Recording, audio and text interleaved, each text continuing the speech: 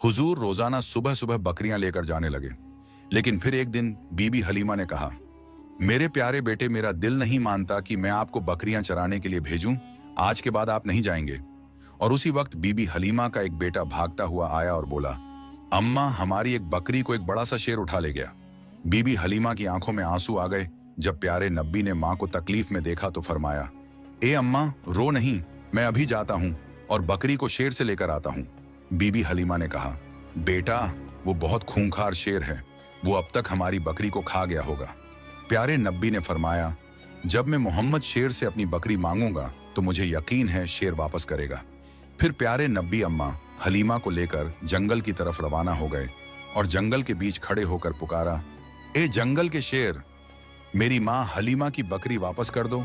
फिर जंगल से 2-3 बड़े शेर बीबी हलीमा की बकरी को साथ लिए दौड़ते हुए हुजूर पाक के करीब आए और कदमों में बैठ गए। प्यारे नब्बी ने फरमाया, ए शेरों, क्या तुम्हें पता नहीं कि ये मेरी मां हलीमा की बकरियां हैं? बताओ, तुमने मेरी मां की बकरी क्यों उठाई?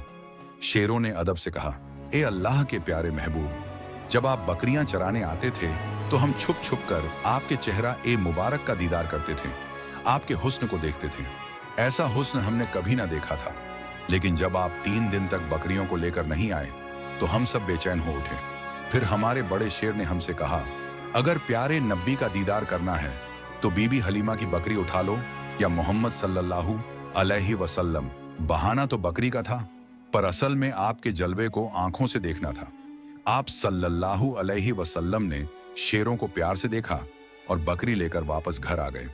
जब इस मौजे का लोगों ने सुना तो हर तरफ शोर उठ गया कि हलीमा का 3 साल का बेटा शेर से बकरी वापस ले आया। वो सब ताज्जुब में थे कि ये कोई आम इंसान तो कर नहीं सकता। इस तरह बचपन से ही हुजूर पाक की मशहूरियत में इजाफा होता गया। रेगिस्तान की हवा उस दिन कुछ अजीब सी थी। बीबी हलीमा की झोपड़ी के पास बच्चे खेल रहे थे और नन्हे मोहम्मद सल्लल्लाहु अलैहि वसल्लम भी उन बच्चों के साथ कुदरती मासूमियत और सुकून के साथ खेल रहे थे। अचानक खेलते खेलते आपका चेहरा सफेद पड़ गया और आप जमीन पर गिर पड़े। आसमान से 2 फरिश्ते उतरे।